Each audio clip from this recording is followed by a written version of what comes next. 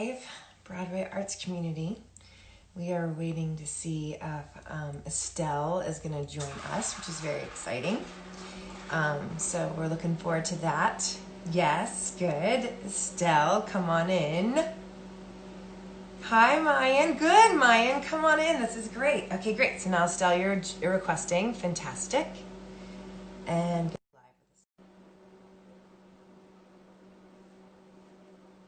let's see. She's coming in any second now. 3, 2, 1. And almost here. Ah! T for two, chat with I got my tea. What is my cheers? Oh, okay. I said tea for two, and I usually have tea, and it's actually I'm having coffee right now. I'm so But jealous. I will tell you what my cup says.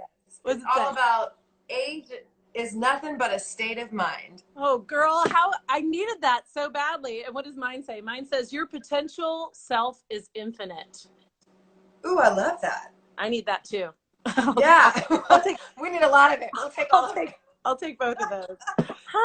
Hi. Oh, it's so good to see you because I feel like this happened last minute, you guys. It was supposed to be Alexis, but you know, she's a new mama. So baby things happen and you got to go to the baby. So I jumped in.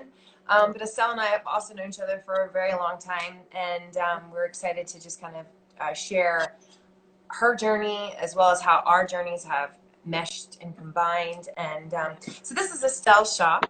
Hi, guys. Yay. And first of all, I thought it was really fun was you see what hat I'm wearing? I love that. I should put mine on too. That's so funny. Okay, so Estelle was at my wedding and she rocked up on the day of our rehearsal. Yeah, it was rehearsal, yeah. Yeah, outside, and she had this hat and it was for me and I was in love with it and I wore it the whole time. The whole weekend. The whole weekend. I loved it so much because it's all about love. And so we've all been to, I mean, everybody's weddings. God, you were at Alexis's wedding. Alexis was at your wedding. So we've known each other for, I mean, when did we meet? We met on the National Tour of FOSSE. Yep. I remember vividly you walking in and like standing in the wing watching and just this tall, beautiful glass of water and, you know, and just so young and bubbly and gorgeous. And I remember you were just like, oh, you know, you're just ready. You were like, I think you were in the wings and you were like, when do I go on? You were, you know, we hadn't even started rehearsals. You're like, when do I? So well, I don't know if you know this. So okay, so you guys, Estelle was our dance captain. So she was the one that taught me the show and taught Alexis the show. And Alexis and I were both swings in the FOSSE tour. And I was about to turn 21. I turned 21 on the tour. Wow. But yeah, I had no idea. So they offered me swing and I didn't even know what that meant. I know. Well, so, I mean, yeah, I was ready to go on.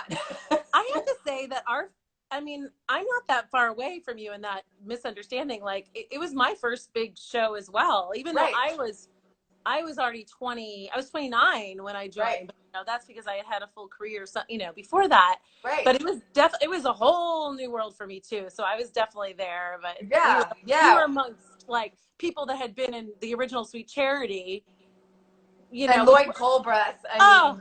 I just watched the video last night because I was taking it from my video and putting it into my, you know, transferring it finally.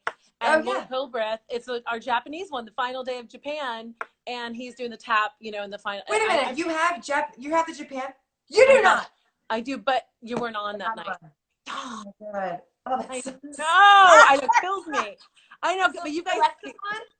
No, but both of you came out at the end for the bows. Because it was our very last 9/11 thing that happened. Yes, this was right after 9/11. I know, crazy. Yeah. Okay. Well, so that's how we met, and then on the tour, and then that was a long time. I mean, almost 20 years ago now. So it's really crazy how we've stayed in touch through the years, and you and Alexis don't even. You and Alexis have go back even further. So we'll get to that. Okay. So that's just exciting. And then you like moved to New York. So let's just go back. Actually, what I've been doing is I like to go back from the very beginning. Oh, because Alexis, because Estelle, you teach ballet for us. Yes. Your world is ballet, which transferred over gorgeously to the FOSSE work. So when you were a kid, and for people who are watching, like it's our journeys, right? We're just learning about each other's journeys and how it's all so different. Oh, so different and fascinating to me too. Right? So you're how old are you when you go, oh, I have to dance every day? What was that? Where were you when that moment happened where you're like, oh, I have to do this. I'm doing this every day. I mean, I had two older sisters, and my mom was just fortunately found a really amazing studio. It was called Ballet Arts. It was called Ballet Arts Theater, where really? Yeah, right. Oh my God, full circle. She has a company called Ballet Arts Theater. Broadway Arts Theater. Yeah. Broadway Arts Theater. Oh my God, can't think. It was called Ballet Arts Theater, and Lady turned into Ballet Florida with our director. But we had, I mean, there was a ballet company called Harkness, and our director and our ballet mistress was like amazing, Claudia Cravey. So we had, but I was 7. I was kind of late. You know, a lot of kids start at 4. You know, we were not that. I had moved down from Massachusetts to Florida. Anyway, and I started around 7, but it was immediate. And I think I was a switch, you know, back in the day, you did one thing, you know, especially with like my mom had 3 girls. So like they all did ballet. That was it. In the summer we did swimming because we lived in Florida, and that was it, you know, and I loved swimming too. I was very competitive in that. But the ballet both of them were very quiet sports and very individual, and I was the youngest of 3 girls, and it just fit me, and I didn't have to speak, but I was like I wanted to succeed so badly. Isn't that weird? And I love talking now. But I was you were super shied in. It's crazy. And I mean, then I really became obsessed with it. Like, we're talking, like, I had the ballet bar in my room. My dad was amazing. I had the mirrors in the bar. I had every in your dance studio. I mean, in your actual bedroom. In my bedroom. Yeah. Oh yeah. I had. You had like, mirrors and a bar. Mirrors and a bar. I wish I had pictures of it because it's pretty amazing. Like my dad was really handy, so he put that up for me, and he would like find it. Yeah, he ended up like helping a lot with the studio, you know, like how parents did, like involved, built lights, and he was backstage all the time. And my mom too, but I had every poster of Baryshnikov. I mean, everything was about ballet. And then I went to, when I was 13, I had to choose between ballet and swimming. And that's when I just, you know, and summer courses would start happening, which is what you're supposed to do when you're, you know, like I think for theater too, which we'll talk about a little bit later, Broadway. What I ended up at Broadway Theater Project is where I met Alexis. But I did like Houston Ballet and Boston Ballet when I was 13 and 14. And, you know, those are those intense summer programs. Summer programs where you have to audition and get in. You know, I mean, you don't have to. It is it's a very, you know, scary, you know, they're judging you on your body. Where it's so interesting for theater, it's like, can you tap, can you sing, act, dance, but dance, you know, ballet was very much, you know, your body, aesthetic of how you looked, you know, how thin you were. And, you know, I remember vividly, I'd lost enough weight basically to audition. You know, I was like, okay, that's crazy. Wow. Did you ever have any problems with that? Did you feel like you're pretty healthy in the ballet world, or was it like, that's funny. It's is that touchy? Then don't worry about it. No, it's like, it's almost like, this is a weird thing to say. It's almost like I tried everything. I tried to be, it's horrible to say, but I really tried it. You know, but everything. I couldn't. I knew lots of people that were. I mean, I was a horrible smoker. I mean, you know, there was because that was a, you know, appetite suppressant, and it just seems so intense. The ballet, because I did the ballet world from 10, 11, and 12. Yeah. And I was already just naturally crazy, stupidly thin, but that moment. But I remember watching other people and being around it, and people getting sick and doing what they had to do, and I felt so bad for them because I just hated that that's what this beautiful, gorgeous form of dance. Yeah, I mean, I think I really enjoyed the challenge of it. You know, and I think maybe there's like a certain personality that likes to be obsessive about certain, you know, so I really I got to hone in on, you know, luckily my mom was super healthy, you know, I mean, it just became salads and, you know. You were just healthy. You just did it right. You did it right. For the most part. I mean, I definitely was taller, so it was more challenging for me. Like my career ended up being, you know, much more like I was not, you know, Sugar Plum Fairy. Although, you know, I was never Claire in the Nutcracker. I was always the mother. You know, I played, you know. Because of your height? How tall are you? I mean, I was 5'6", which is not very tall. But it's tall in the ballet world. You know, you have 5'4", you have very tiny girls. Because, you know, if there was a big lifting show, I wouldn't be, you know, I wouldn't be chosen for that. But I did a lot of solos, which was awesome. I was kind of like the solo girl, you know, which was fine. I love those pictures. I mean, I was having fun pulling things from stuff. I was just fierce. I mean, you know, when you can just see it even in a snapshot, how someone as a dancer and an artist performed and was so focused. you know, that just drew you in. I mean, I just love that. I feel the same way about like singers, you know, or whatever. When I see people like, oh, I just love their art form so much.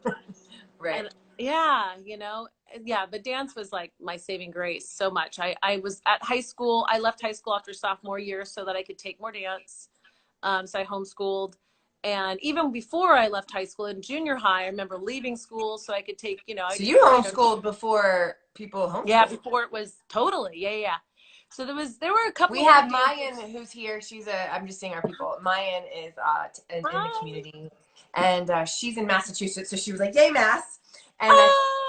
And she's homeschooled as well, right? I think you are, Mayan. And then yeah, it's just funny how that works out. Like some people are still doing that.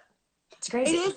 And it was happening back then, and I remember it was school in Chicago. It was called American School. And I was horrible. I think I just cheated off my friends. Like, I just wanted to get through it, which is horrifying. I know. I didn't like school either. It's horrible to say, but I wish I would have done it later, but yeah. So I mean, I had lots of challenges though. I mean, like, listen, perseverance is really. I was knock-kneed. Like, you know, I didn't have the perfect ballet body. I had scoliosis. I wore a back brace. Wow. Yeah, I wore a back brace for 4 years. You know, and there was a time when I was like 13, 14 where I had to wear it 23 hours a day. So I had to wear it for class and I could take it off for center. But, you know, I mean, it's just like kids wearing. That's dedication. I mean, that is like, this is my life. Yeah. And I knew it really young. It's funny. I think some people, you were talking about journeys. I think everybody's journey, mine was really young, and I knew it. And I mean, seriously young, because, so talk to me about, like, you stopped school, but then did you end up graduating high school? I did. Online. Okay. Yeah. I know. Yeah. Okay. Yeah. Right. Thank God. Even if you didn't, doesn't matter. It took me 3 years to finish 2 years, which whatever. Okay, whatever. It's fine. So at 16, Alexis was saying that you left. I moved away from home. Where'd you move? So Montreal. I moved out of the country. I moved to a different country for another ballet company. I did. So I was, you know, like God, Chryssie, you would have done the same exact thing, because I was an apprentice at Ballet Florida, and, you know, they weren't respecting me. They didn't see my potential. You know, I wanted to be dancing in the company, and why aren't they hiring me? And there was another dancer there that had, you know, came and joined our company, but used to dance with, it was called Ballet Eddie Toussaint de Montreal. He's amazing choreographer. So he was like the 4th rated company in Canada. There's like, there's, anyway, it doesn't really matter, but yeah. So it was like, it was amazing. So I sent a videotape, you know, back in the day of me doing a couple of variations or whatever, and I got hired. But the story goes, I arrived up there, and I just, you know, like, no cell phones. It's a French. Wait, pause. Yeah. Pause. You just said that you were like, you don't feel like you were being seen. Yeah. That's important to hear. You don't feel like you're being seen, right? Yeah. So then you're like, okay, I don't feel like I'm being seen here. And you took it upon yourself and submitted yourself a video. It's huge. A videotape back in, I don't know. Back in the day. Totally. Oh, you want to know the year? Like 80. I don't 80. But it's like, that's like, y'all, submitting a video right back then, it was not that. And so that just takes like immense amount of like determination and confidence. It's true. I didn't even think about that. Like, we shouldn't pass over that, because that is, because basically what I was saying to them, and I knew it, I was sending a very good message, because I knew within a year of being their apprentice, because I had been with Ballet Florida all my life, so I knew I had to go away to prove myself in order for them to ever see me as something more than Estelle is the, you know, she's always the apprentice. She's kind of like, you know, she's not, maybe not, whatever, you know, whatever it was. Because I did whatever they weren't seeing you as, and you were like, no, I see it in myself. Yeah. I have to circle this back around, because Tice just had because we just interviewed, he had a similar story. He's 10 years old. He's in New York City, and he gets an audition. He hears about an audition that they're looking for a blonde boy, and he's like, you know, and I think Tyson, you guys are kind of the same age, okay? Probably, so yeah. And so he goes, so they were looking for a blonde boy, but I just said no. I want to be seen. Right. Can I go? Yeah. And they're like, well, they're looking for a blonde boy, so it's probably not a good idea that you go. And he went, no, I have to go. I want to go. I want to play in the sandbox. He was like, I want to play. He was like, I don't care if I don't get it, but I want to play. So true. And he booked it. What was the show, or do you know what it was? It was a commercial. It was like, he was 10. But I'm just saying, starting at a young age, right? You're 16 and you're saying, I'm just saying there's something to like that age. Mayan, you're watching right now. And like, just because I know Mayan and where she's at, I'm thinking about going to college and stuff like that. And she's just on my heart. Like making that decision and going for it. And you don't know where the cookies are going to land, but you go. And so you did. And they hired you. They did. Oh my God. And that reminds me of your story too. You told, we have to interview you. Somebody has to interview you because you have that great story you told me about how you just slipped your resume. This is for a chorus line, right? Even though or for FOSSE, to get FOSSE. That's so crazy. No, I stole the equity card. I kind of talked about it yesterday and I was like, I really should not be talking about this. It is amazing. Because Tice was a part of it. Because Tice was a part of it. Hey, Lex. Because he was a part of it, because I was calling him to try to see. I said, look, I'm at the FOSSE audition in New York. Right. They're not seeing, I don't know what equity is, but they're not seeing me. And he was like, well, find out who's doing the audition. And he said, Anne Ryan. And I said, it's Anne Ryan. He was like, I can't help you. And that's when I I can't help you with that. But you did it. I mean, so I remember that story. I did do it. We'll talk about another one because I remember you being our dance captain and something happening similar to that. So I think it's just interesting to see that when we're so hungry as young artists, that when we, especially in our youth, right? When the future is so bright and everything, hopefully, for the most part, is looking like, oh my God, when I get there. You know, I've heard so many kids say lately in our coachings, when I get to Broadway, I will know that I've arrived. Yeah. I'm like, oh, baby, you arrived here too now. But do you know what I mean? It's hard to see that. Super hard to see that. I mean, I don't feel like I really, when I got FOSSE too, after being in the dance companies for 15 years, I still felt like, wow, I finally made it. You know, there's something about a pay difference. I mean, a pay scale, you know, I lived on a dancer's salary making $30,000 a year for 15 years. I mean, like, it's kind of, I mean, I was lucky to have it. I had you know, and a concert dance is pretty amazing. I guess sports. Yeah, I was gonna say, because I don't know anything about that world. You know, I just have no idea about that world. It was magnificent. I have no complaints about it. I was very lucky because it can be and you traveled like crazy, right? Mm-hmm. We did, but wait, go back. So what was the name of the company that you got into in Montreal? It was called Ballet Eddie Toussaint de Montreal. Okay. To Montreal. Okay. And it did well. We did travel. I was traveling all over the world. And ironically, he had a connection with Club Med, which is so random. We would go, and when I was 16, 17 years old, we would go and stay at Club Med's and perform and live there during the day, which was like a party like you would never believe. Yeah, so I don't know what Club Med's is. So for any of us who are watching, I don't know what that is. Club Med is it's like a hotel, it's like a resort, which is, you know, in the ballet world. So I was dancing in amphitheaters in Italy, and then I was at a resort, like dancing ballet, which was so weird. Like but you know, that's the dance world. I mean, unless you're with APT dancing at the Met every week, you're going to kind of like, you know, your stage is kind of wherever they tell you. But we performed, I was there ironically in Florida. So I joined a company in Montreal, and then I was back in Florida for 3 months of the year, performing like an hour from where I grew up, which was so weird, you know. So my family got to see it. I know, it was bizarre. Yeah. I had a great life. It was really fun. But you know, as ballet companies do, it did fold after about a year and a half. So that was my first experience of like a ballet world. You know, it's hard. And you were 16, 17, 18? So, by that time I was 18. So I just turned 17 after I moved there. I moved there before my birthday. But there's a great story. When I first moved there, my very first rehearsal, the director did not remember hiring me. And he came in and said to the ballet mistress, "Who is that girl?" I'm in rehearsal, like practicing like my steps. Did you know that he said that? I found out later. The joke, of course, got around. I would have died. Oh, like 16, like ding, ding, ding. I remember like I was learning this dance number, and oh God, it's funny. You didn't remember Ron maybe because of the video or something. Yeah, just kind of like out of who knows, but who knows? Yeah. Yeah. So you had this career, like you said, for like 15. I know, like that's crazy. Okay. Well, but Lex, that's the same thing that I feel that happened to me. You don't remember this, but I love you so much, Lex. And I remember when I was, oh no, you were here, Alexis, right before you got there in Chicago when everybody's leaving. And I had been there for like 5 months before Alexis jumps on board our tour. Our,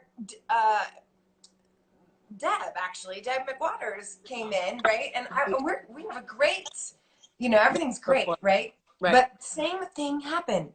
She looked at me, and I had been there for 5 months, and she had gone into our company to do rehearsals like 3 times with you already. Okay, and then she said to me, she saw me in the hallway, and she went, "Welcome." Oh my God! Welcome. I bawled. I was like, "Welcome." I've been working my butt off.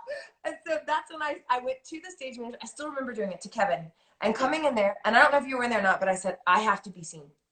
I have to be seen, and I need her to watch me dance. I don't care if I get the trumpet solo. I was like, but I want to audition for the trumpet solo. And I think that, I mean, and you did show, and you were amazing in that, and they did see you. So in some ways, like, you never, right? But I mean, and I danced that thing, but it was more like, I danced. Right. You gotta know who I am. You better see me. Right? Absolutely. And I went up to her after, and I said, really sweetly, like I think you were probably like right next to her. And I remember. Yeah, and I was like, if I could be just seen for an on-stage position, that would be wonderful. Thank you so much. Well, actually, that brings up another point. You have to say what you want. And, the reason I became dance captain is because I told Deb McWater I want to be dance captain. I mean, I just said it. And I think it was maybe in an email format. Like, I don't think it was in person, obviously. I think once I got hired, it was one of those things, hey, if there's ever an opportunity for dance captain, I think that's a really fascinating role. I have, I know I have the capacity to learn a lot of choreography. And I just kind of like sold myself on that role. And then, literally when Dilise left, I became dance captain, and I'd only been there for like 2 months. And all these people that had been there for a year and a half were like, who the hell is this girl, and why is she dance captain? Let's go back. So, because I know Dilise, and Dilise, we're actually going to have, Alexis is going to be interviewing her on Friday, which is going to be amazing. She is just she's stellar. Inspiring. She's one of, you guys too. So, let's go back. Okay, so you had your ballet career, but I want to get to, just your background with Broadway Theater Project, how you found Broadway Theater Project in Florida. Like Absolutely. What it was for you and what it represented and what it is, because there's a few people on here that do these kinds of summer intensives and stuff like that. So just curious. And then how you met, and then just some of your information. Just structure. I want to go back a little bit further than that, because I think it's quite fascinating. Like, I planned out my ballet career really quite purposefully. Like, I knew exactly which dance place I wanted to go to, and and who I wanted to work with and what I wanted to do. Wow. Theater came like I had no control over it. So there was a theater in just south of where my company was that called us because they were doing On Your Toes, which they needed ballerinas. The Slaughter on 10th Avenue. It was the original was Gwen Verdon? Wasn't it Gwen? No, the amazing ballet dancer from New York City Ballet. Okay. Anyway, Russian. She was Makarova did it on Broadway originally. Natalia Makarova did Slaughter on 10th Avenue, and it was like sexy. And anyway, so they were looking for ballet dancers, so they called Ballet Florida and like just put something up on the board, and I literally just called, and it was an equity house, or they had it was a small theater, but they did hire people from New York. But this was my first initiation into theater. Like, I had just been a full bunhead all my life. I mean, now, how old are you at this point? I have to have time. So I'm now in my 20s. I'm now like I'm now like I'm like 20, 21. Very early 20s. Really young. Yeah. Well, maybe a little bit, maybe like 20. I remember drinking, so I must have been closer to 23. So over 21, but not, somewhere around that early 20s. And I don't know if I had to audition or I just said I wanted to do it. I don't remember auditioning, but I got in the show, and it was summer stock, which was perfect for us because our season was 40 weeks during the year, and we were off all summer. And I had the best time of my life, and I ended up going on for the lead. I was the understudy, even though I don't know, I didn't have to sing so much. It was a speaking, dancing solo part. And I was speaking with a Russian accent. And I never had one rehearsal, and I went on as a lead, but this was. I'm sorry. What? Yeah. You never had But were you like setting yourself? It was like she was out that morning or like I don't know if she got sick or if she was injured. So I had to go on that night. And I think I just started. Did you just watch it all the time, or did you feel like you knew it? That's kind of how I felt about with trumpet solo. So. Totally. Like you just when you were that young, you just absorbed it. Sponge. I knew Sponge. all the lines. I had never practiced the lines. I knew them all. I don't know how. It was crazy. So that was super exciting. I know to play. So Vera was that role, which was me. Yeah. And then after that, I kind of had the bug, right?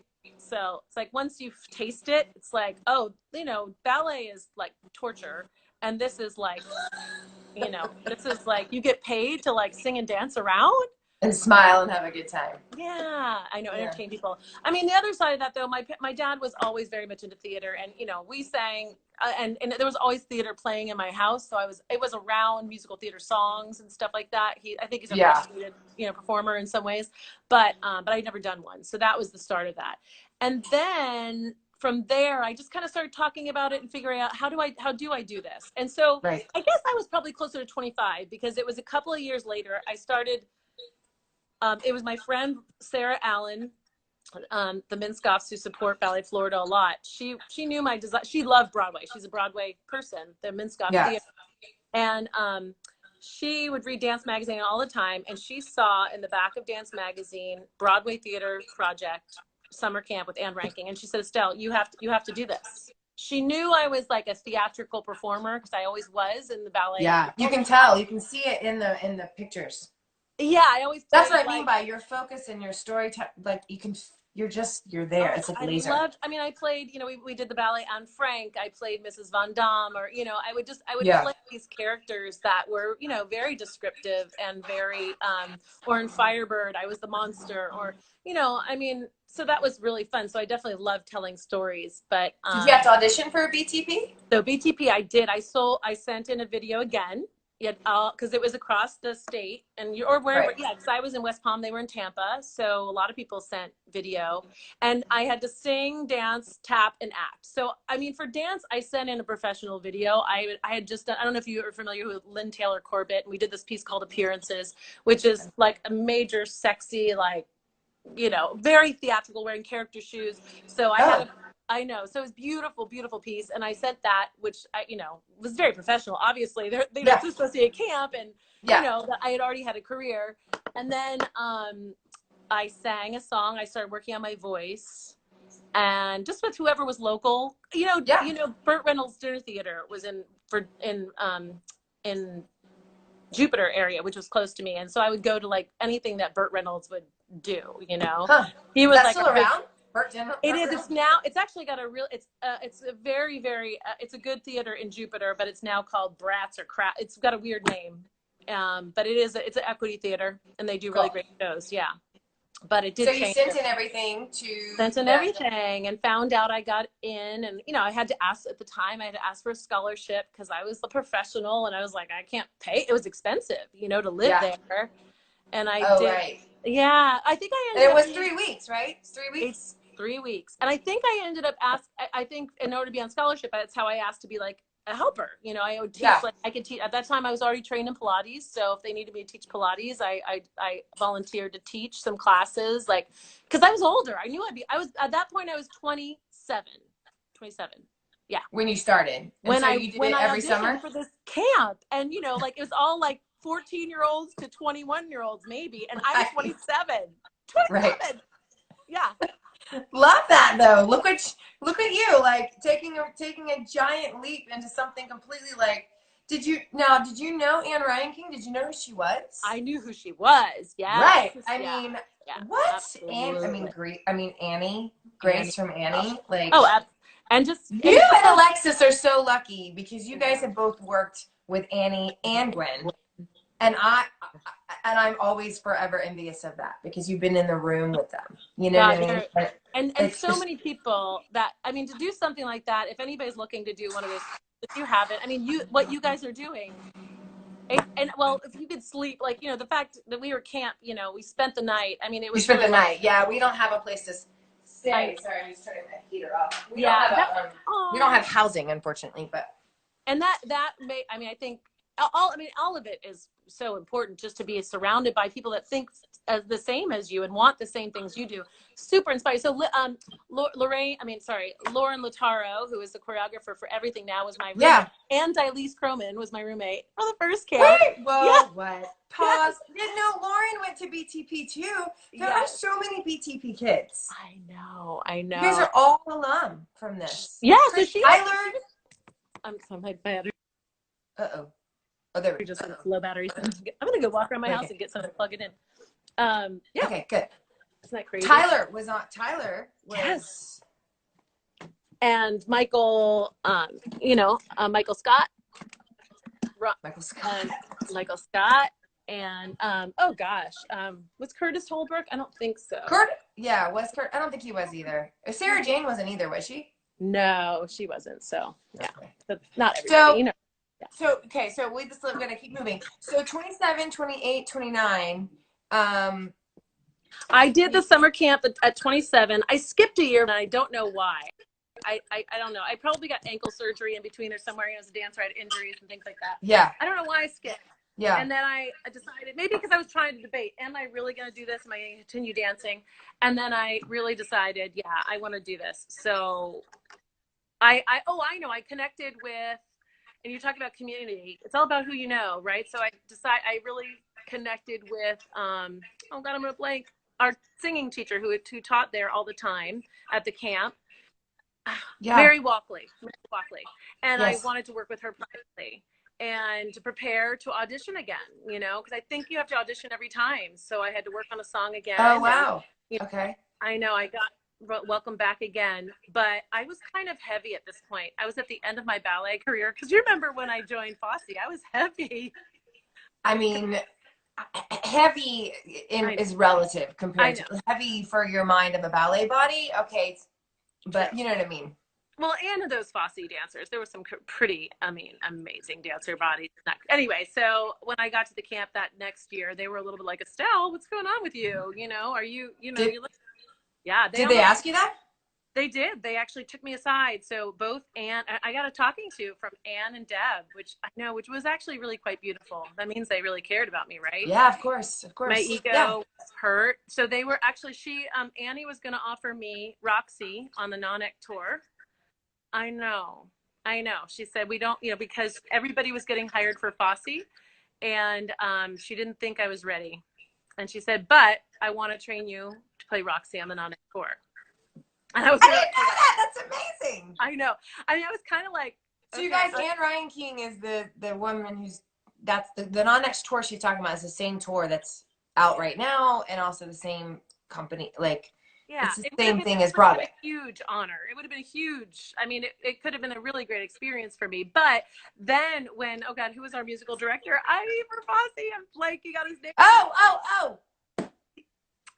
I know. Sweet. I can see his face. Sweetheart of a man. Don. Thank you. Beautiful. Good job. He came down. I should know. Huh? Oh, he came down to Broadway Theater Project the very last week. And that's when they were starting to look for replacements for the tour. And, they allowed me to audition anyway, even though they were kind of like, and so once I kind of knew I wasn't in it, my nerves went away, and I just sang. And when she said, you're not ready yet. Basically, she said, you're not ready. And so I was just like, well, I'm just going to sing, and I didn't, my voice wasn't the strongest, but I was just going to have fun with it. And I did. And they were like, okay, you are ready. And I was like, okay. All right. Then can we hear that one more time? You just had fun with it. You put it out of your head that you were in, right? And you just sang it and had fun with it. And you were having an experience. And there's just a few people in here that we coach, and we say that, like, we want you to have the experience and we want you to have a good time with it, because if you're having a good time when you're singing, then we're having a good time. And then now they tell you you're ready. It'd be such an interesting exercise if you just tell everybody, listen, none of you got the job. None of you are getting this job. Just forget about it. Don't even try to get this job. And then see what comes out. Like, oh my God! You know what? Whenever I get another opportunity to direct a show, I think I might do that. I'm just gonna be like, "Hey guys, right? It's all been cast. It's all been cast. It's all been cast. You're good. So and just, then So just sing for us now, because this could just be for our notes for later, and then it's like we're casting the show. That's actually really fun. Oh, I think I see. Mine's like, yeah, that's a fun idea. I know that. I know. I mean, why not? You have to psych yourself out a little bit too, because I mean, The other thing is like your job is not to book the job. Your job is to audition well and have a good time. Because you can't control booking the audition. No. So when you found out you couldn't book that, you were going to book that audition, you were like, cool, all right, well, let's have a good time then. Totally. And you know what's so funny? And now I look back at the Broadway cast and I look back at our cast, and it was interesting. I do think they were casting. At that point I had chopped all my hair off, but I look back at the Broadway cast, there were 3 or 4 girls with really short hair, and they did, and when they cast the tour, they cast very similar. We had the long blonde hair was Janice, and I don't know that, and you had the long brown, which ended up being Savelli. Savelli, who replaced, so they I don't know who she replaced. Yeah. Well, the one in Broadway, like they kind of like tried to mimic the same looks. Oh, Shannon Lewis. Shannon Lewis, thank you. Yes, right. It was like Savelli was the Shannon Lewis, and I know. Yeah, they were. I mean, it was just so. I guess I was lucky. I kind of looked like a couple of the girls with short hair, so it worked out well. Well, yeah, and then you booked it. So tell me about your first time when you met Alexis. Was that when you were 27? We were 27. Was she there for when I was 27? That's it. Actually, because I think she came the year she did 2 years. You know what? Alexis should be here because I think it's been too long. She was here. I'm not quite sure. She might. I don't know if she's still here. So I think she did 2 years in a row. So I missed her first year, and then I think I knew her the second year. Is how I'm remembering it. So yeah. Did she get FOSSE to say? Oh, there she is. She's saying yes. She's smiling. No, I wasn't there the first year. Okay. She wasn't there. Okay, so then, did y'all get it the same year? Did y'all get FOSSE the same year? She didn't get till 6 months later because she had to go back, and I might be incorrect, but she had to go back to school, right? Yeah. Back to Yale. Yeah. But then, they just were like, yeah, we're going to hire, I don't know if you were just too young, Alexis, or you just said you had to go back to school. You just had to go back to school because she still had to finish. Yeah, and then they just like called you, and they were like, okay, can you just come? Alexis was at Yale. No big deal. She was busy. Alexis was at Yale. But I mean, she and Michael Scott were hilarious. Like, they were super close. And I remember I had a car, and whenever there's a thunderstorm, they would always be like, Estelle, hey, everybody else had to walk, and I would always be driving Alexis and Michael Scott. I'd be like, come on. Michael Scott, you guys, you should know Michael Scott. Her first year was 2000, she said. Michael Scott is the major Aladdin and all. I mean, major genie in all the Aladdins on Broadway, like on the billboard. And he's a replacement, but he's so funny. He's done every Broadway show. Yeah, she goes, haha, we so did. Oh, it's so funny. And I taught Pilates when I was that second year for sure, and some ballet classes a little bit. And so I would teach, warm-ups and stuff like that. And just kind of, it's kind of an honor to be part of the staff. But, I still was really nervous. I wish I would have felt a little bit more grounded, but it was still a really new world for me. I mean, it was like you starting at 18 or 19. Totally. And yet I was in a different world. And it was my second show. Like my first show was On Your Toes at 25, and I walked into it and did the lead, whatever. I mean, and this is something I should tell to all of your students. It's like, in a lot of ways it was really easy for me, but the work came later, and the realization that it's a lot of work came later. That's hard, right? When things hit for people, and it's just easy for them. There are actors and performers and dancers who have that trajectory. And I was a big small town for a very long time. And then, it was wonderful. I was on the cover of whatever, the newspaper every day, or, magazines. It was exciting, but and then I walked right into my first Broadway show. How easy is that? Then I got to New York, and it was definitely a wake up call. It was a wake up call. And, but so after FOSSE, you're like, okay, you got to do this work. You got to set. You got to put people in the show. I'm sure you learned a ton.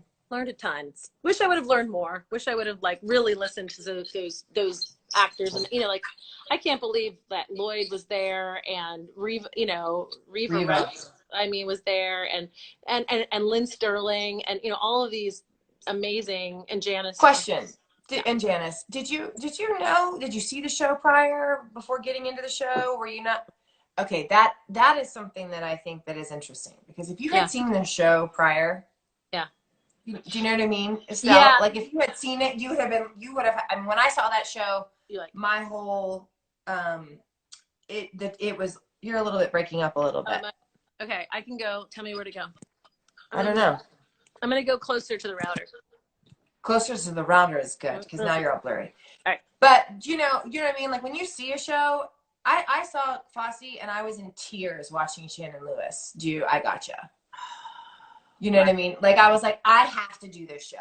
And I will do this show. I mean, like, luckily, the 2 years we were there, they started teaching us Fosse back in 1997. Like they started, like I started learning the work. So I did start hearing about it, learning it, you know, so those 2 summers, we learned a lot of the material. How long did you stay in the show for? A year and a half, I think. Yeah. A year and a half. How long were you? It was a 3-year tour. I was on it for a year. Okay.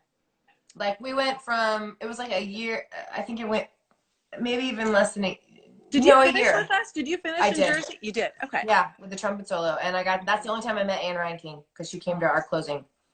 Oh my God. And I didn't really meet her. She was like from afar and she like gave us a toast and like said a little something and mentioned me for a hot second. I was like, woo! Oh, there I am. Such a fangirl. I know. It's crazy. And then, you know, never got to meet her even during Chicago on Broadway. She never came because she had stuff going on with her son. So I never saw her. Never met her. Yeah. So, okay, so you did that for a year and a half and you get to New York and you're like, Rude Awakening. Yeah. I mean, I was still kind of, you know, the Rude Awakening didn't really hit, but there was a lot of things happening. Like, I think Danny Ezerlo, a lot of people got held for a couple of shows. And I don't know if I did, and the Celine Dion audition. Hold on. I keep getting low battery. I'm gonna move. I keep moving around my house. Wait, low battery. Do you need to charge it? Yeah. So I have to get my charger, but I have to find somewhere that's not too far from the router. Yeah, but I ended up getting ready to a summer stop first. I think I got. Oh, but, you know, we lost you. Hold on. Okay. Whoop. Hold on. Am I here? Wait till you get. Okay, good. Yes, you're here. All right. So you did get what? I got Radio City pretty early on, and I got hired as a singer for Radio City, which is so weird. The first time I got hired in Radio City, I was hired as a singer for the tour. And that meant like not even. Did you do? Yeah. You did it? Yeah. It was awesome. It was so fun. I had the best time. I mean, there was still a lot of dancing. Still a ton of, we were still No, but I mean, that's amazing, Estelle. You got hired as a singer. You were singing live? Yes. We were mic'd. I was a huge poinsettia. Yeah, you were. I gotta find that costume. Like literally the poinsettia was like, you know, I don't know out here. Oh, I forgot to say how much we, as performers, how much we side hustle. Yeah. Right? Like as a dancer and stuff. I mean, but the thing is I never waited tables. As a dancer, I always did industrials. So I lived in Palm Beach, you know, and so there was always like, you know, the Red Cross, every event was at Mar-a-Lago. Not really, I didn't go there much, but unfortunately those people paid our bills. Yeah. The Breakers Hotel was its big functions, and all of these fundraisers where all the very wealthy went, and we performed for them all the time. And that's how I made money on the side. And then I started teaching Pilates to try. So I mean, I literally had 4 jobs even while I was dancing, you know? Did you hear that, Mayan? She was like asking me, she was like, how do I move to New York and like, you know, what do I do? Do I try to get a job from afar? I'm like, no, just go. And like, right. Find it, you know? Yeah. Oh, wow. Leslie is here. Waka. Hi, love. Leslie, hi. Alexis was supposed to be doing this interview, but she's on baby duty. She's on baby. Gotta listen to the baby. Okay, so then tell me. So then did you do Radio City in New York at all, or just in on the tour? I did, yes. And then I did it. So I had 1 year on the road, and then the following 2 years, I don't know if I asked to transfer. I think they do ask you, like, do you want to be there? Or I think you have to do a separate audition. Yeah. Oh, no. It's a big deal. Yeah. That's right. So I did. I went to the separate, because I was living in New York, and I had a great time on the road. But, you know, we've been on the road so long, and I really wanted to dance on that stage, you know. Radio City is amazing. Yeah, it was amazing. So I did, and I got into that. And so were you a singer there, too? No, I was hired dancer. I know. Yeah, because they didn't really have, it was different. They've made it. Yeah, it was on track, I felt like. Yeah. Because I wish we would have done it the same year. When did you do it? Okay, so Fosse ended 2001, right? Because I did 2002. When did you do it? Before that? I did 99. Oh. It was a baby. I was a baby. I was 18 when I did the Rockettes You in did LA. it before you did it. I did New York City when I was 19. Oh, I didn't know that. Right before you got FOSSE. Mm-hmm. Oh, well, that's cool. I went to AMDA after that, and then right as I was graduating from AMDA, like in the middle of it, I should have graduated, but I left for FOSSE. I mean, I ended up graduating. They ended up graduating mainly because it was a FOSSE gig, but yeah, I mean, that would have been fun. That would have been fun. Like that, there is nothing like dancing on that huge stage. It's pretty incredible. And I have to talk about being a ballet snob for a minute because, I have to tell you, I had no respect for the Rockettes. I had no respect. I mean, that's just me being a judgmental little whatever, twerp, ballerina head, bun head. That changed, and it just goes to show you that people work just as hard in all different forms of in any industry, right? But I just felt like, I mean, ballet is notoriously pretty gnarly, but hard. Yeah, and that's the world that you come from, Yeah. But I love that you had that realization and able to be honest about that, because So that's the goal, right? Is you want to keep, as we get older and older and older, we still have to keep watching and seeing that we don't stay so stuck in our own ideas and ways of things that we go, wait a minute, no, that actually takes just as much effort as this. And who am I to judge? It's so easy for us to do that, though, I think, as artists and performers, to try to compare and contrast. It doesn't really help, does it? No. It never really is fun. I think you guys are just on such a, on the right track with about understanding community. The one regret I have is I wish I would have really kept in touch with, I kept in touch with people on the show, but boy, it's about the casting directors, and it is about your stage manager and your, your the village it takes. Your musical director. But really, send them a card, send them a thank you card. Even after an audition, or send it, they probably get bombarded. Nobody sends cards anymore. So I will say, if you can you imagine, if somebody gave you, even right now, a personal card, even for Mother's Day, which is tomorrow, and Happy Mother's Day. It has two lovely children. And but that is a loss. It's becoming a lost art form. So if you do that nowadays, don't do it in a kiss kind of way, but more in a way of hey, we're all in this together, and I appreciate you seeing my talent. Thank you for calling me in. Sure. I can't control. Many times people have gotten hired, like Julie, one of your students, Julia Springer.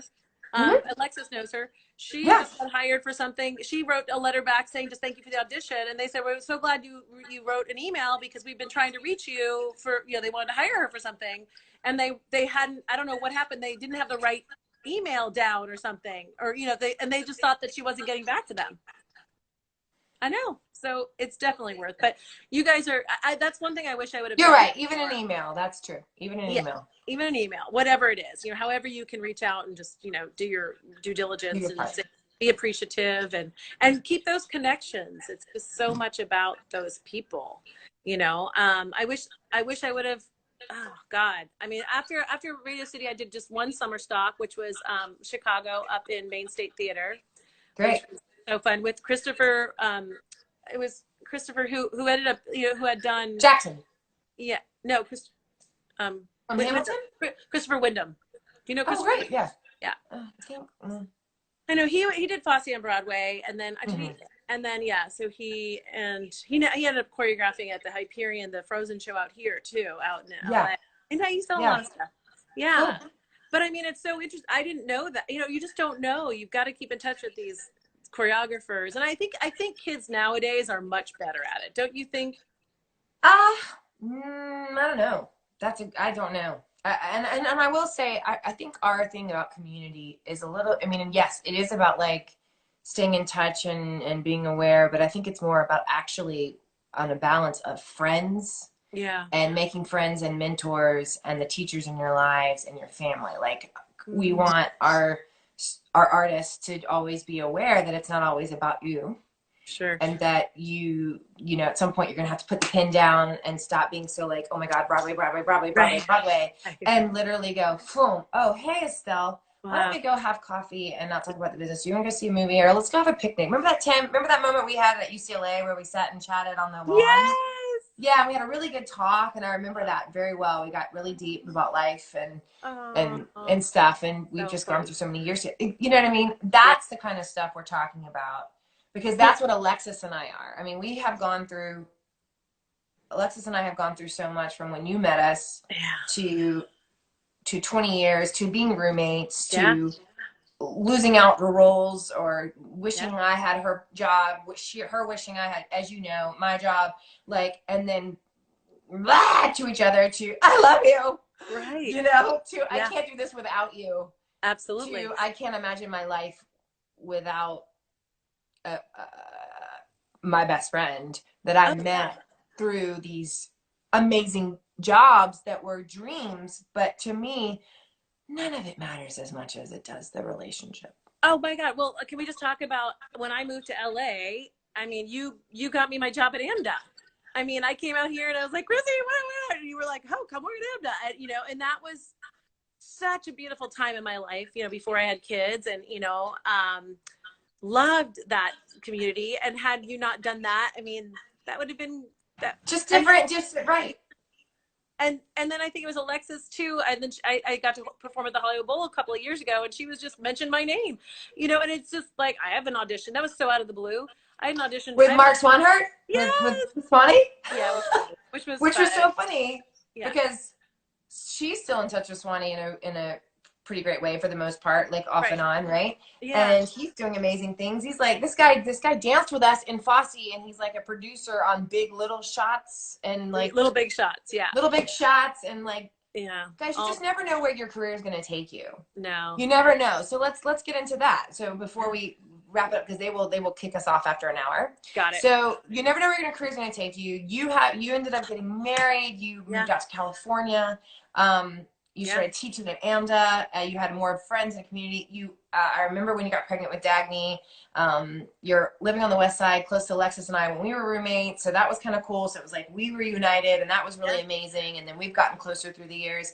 So you do that, and then you're teaching. Tell me about balancing all of that, and then what's happened to you recently. I just want to talk about. That is really exciting for you. Like, we're always reinventing ourselves as artists, you know? Artists, you have to. I mean, there were several reinventions there. And I want to mention, too, you also recommended your Berg Studios, your acting stuff when I first came out here, too.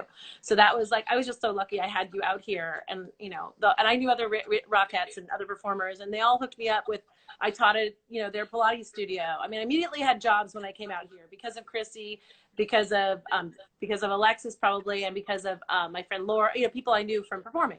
I immediately was, which was far to come from, you know, I mean, obviously it's LA. It's not like I was in Nebraska, but anyway, then, you know, after kids, it's an interesting time. I really was kind of ready to hang up my shoe and be done with theater and everything about it, because I think I'd done it hard for so long.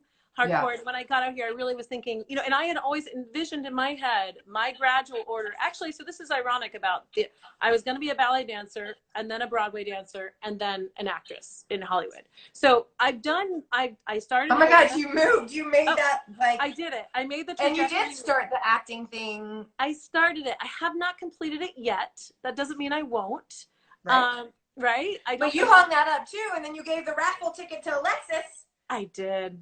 And then Alexis got a raffle ticket to had a meeting as a manager. The raffle ticket winner was not a manager, was to meet a casting director. Wasn't it her manager? Isn't it her manager? No, it was the head of casting. Like, it was Fern Champion. That's right. I remember this. I could not believe it. And she goes, she has no television credits, nothing. Yep. She only has Broadway.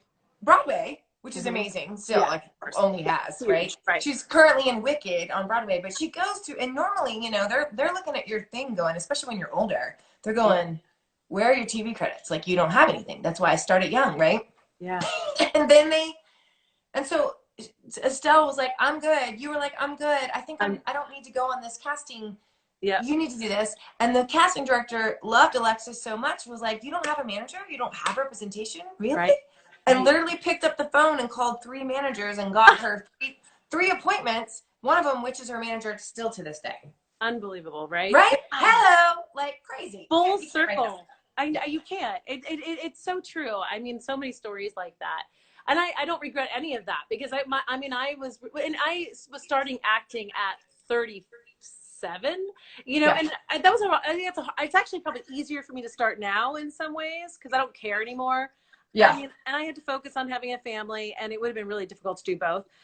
So I mean, that just reality was reality at that time. Goddard. But I started. Do you know Michael Goddard? Do you know what? Do you know Michael? Do you know him, Estelle? Michael who? Michael Goddard. Sounds familiar. Hi, Michael Goddard. He and I did the producers together, and he's turned agent in New York, and he's doing great. So hey, sweetheart. Amazing. He probably Courtney Young as well. Yeah, yes, totally. Yeah, we go way back. Okay, I just haven't seen his name in a long time. So you say it's hard and it's crazy, and then you're in LA, and you decide, okay, what was the deciding point where you were like, I am ready to try? Because obviously you're on our faculty, but then it was like you got, what was it? You were directing your kids, or something happened, something shifted. In order to start Broadway Arts Theater, or like the theater company with my kids. Well, I think it was, sparked by my children, right? So my daughter was just now, I had grown through their early years. I developed a whole fitness product too. That's a whole other period chapter, about 5 years of my life, and had a really big success with a fitness product, which was a lot of fun and challenging and so different from what we have ever done, or I've ever done. Total entrepreneur, just being your own businesswoman. I think that's serial entrepreneur of performers. But it was there, I noticed in Hermosa Beach, where we live, there was a lack in some theater that I thought could come, after school theater programs. Now come to find out, there are quite a few around here, but I either thought they were too expensive, or who are the people in the faculty. In fact, they hired me once to do a FOSSE masterclass, this one, and I'm not going to mention who it is, and it wasn't a FOSSE it was just a regular camp class. I was like, are you kidding me? I'm not here just to teach your kids it was just very strange. I was kind of very disappointed. But I just saw that there was a need, especially in my daughter's school, because she was in a private school. Right. And I was talking to. How old's your daughter? She, at the time, so she's now 11, so she was 8, and really, showing a lot of interest in theater, really loved theater in every way. And I was also going through career transition for dancers at the time, and I was trying to figure out, okay, what am I really going to do that I'm going to stick to and love, and it's going to use all my skills, and the resources are here, let's use them. That's an amazing program, right? And so, in speaking with my counselor there, we came up with some ideas, and I had mentioned this, and she said, I think, why don't you roll with that? And so I put together a presentation to the principal, and she was like, yeah, sure. And I was like, okay, I had never run a theater program before. So you're running an after-school theater program? After-school theater program, going from performer to running a business of how to teach everything about theater. And then when the show came, I was the lighting designer. I'm doing the mic books. I'm stage managing everything. Figuring out costumes. And, what was the first show? The first show we did was Alice in Wonderland. Okay. Alice in Wonderland. And I had 40 kids for my first show. And then the following year, we had 80 kids. And we. Oh my God. So then tell us really quickly, because it's at 1:45. So tell us, what is Broadway Arts Theater? Because that's pretty cool. That came from directing.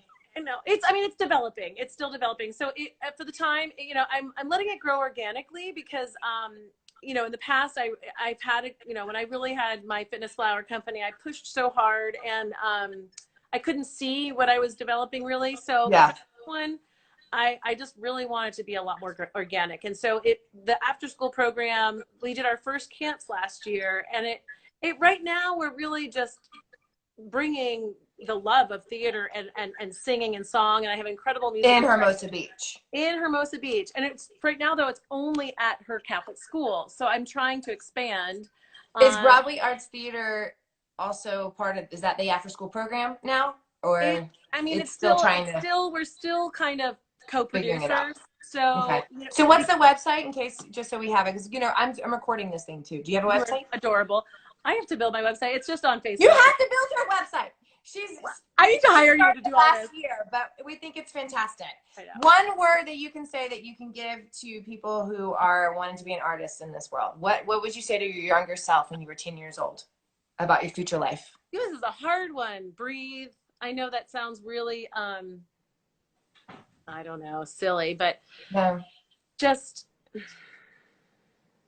I don't know, just be. I mean, and trust. I think, okay, trust. I would say trust. Trust a lot more, because as you've heard from all of your stories, each one of our journeys is so completely different.